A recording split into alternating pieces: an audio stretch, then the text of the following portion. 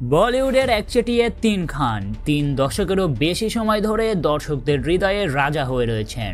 শাহরুখ খান, সালমান খান ও আমির খান, এই তিনজন যারা অনবদ্য ক্যারিয়ারে প্রতিযোগী হয়ে থেকেছেন, কিন্তু একসঙ্গে পর্দায় প্রায় কখনো দেখা যায়নি। কিন্তু এবার সেই দিন খুবই কাছে। এখন আর সিনেমা নয়, বরং একটি আন্তর্জাতিক মঞ্চে সৌদি আরবের রিয়াদে আয়োজিত জয় ফোরাম 2025-এ এই তিন কিং খান একত্রে উপস্থিত হচ্ছেন। এক মঞ্চে ভাগ করে নিচ্ছেন তাদের অভিনয়, ক্যারিয়ার আর ভবিষ্যৎ ভাবনা। প্রথমে একটু ফিরে যাই বলিউডের এই তিন সুপারস্টারের জগতে।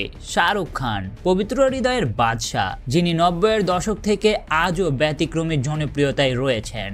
সালমান খান, 4 দশক ধরে প্রভাবশালী স্টার, যার ফ্যান ফলোয়িং এ এক নজরে বিশাল জগৎ। আর আমির খান, মিস্টার পারফেকশনিস্ট বলেই অভিহিত, যার সিনেমাগুলো শুধু কমার্শিয়ালি সফল নয়, চিন্তাধারাও পাল্টেছে। এই তিনজনই তিন ভিন্ন রঙে, তিন ভিন্ন স্টাইলে।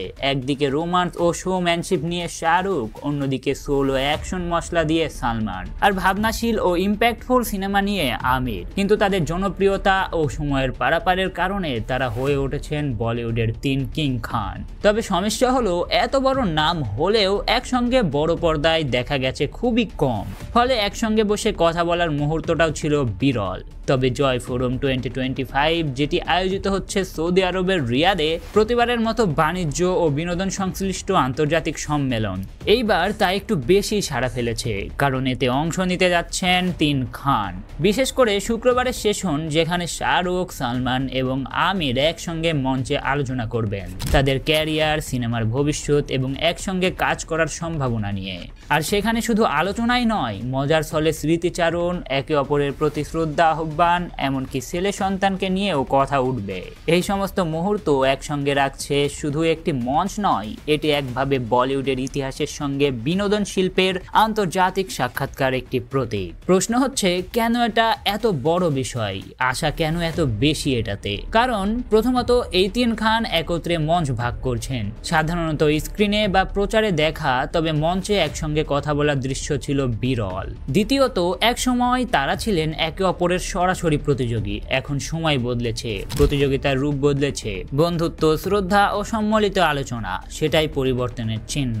তৃতীয়ত, এই মঞ্চটি শুধু স্মৃতি বা গসিপের জায়গা নয়, বিনোদন এবং বাণিজ্যের মিশ্রণ। সৌদি বিনোদন ইন্ডাস্ট্রি দ্রুত বাড়ছে, আর এই ধরনের আন্তর্জাতিক সম্মেলন এটিকে অধিক পরিচিত করছে। তিনজনই আজ শুধু ভারতের সীমাবদ্ধ নন, তাদের অ্যাপিল এখন বিশ্বজুড়ে। এখন প্রশ্ন হচ্ছে, দর্শক কি সেই দিন দেখবে যেখানে বলিউডের তিন কিং একসঙ্গে চলচ্চিত্র বা মঞ্চে থাকবে? বা অন্তত তাদের কথোপকথন সেশনে ভিডিও নার্ভাস মনহন হয়ে ভাইরাল হবে? আজ সেই সম্ভাবনাই আলোচনায়।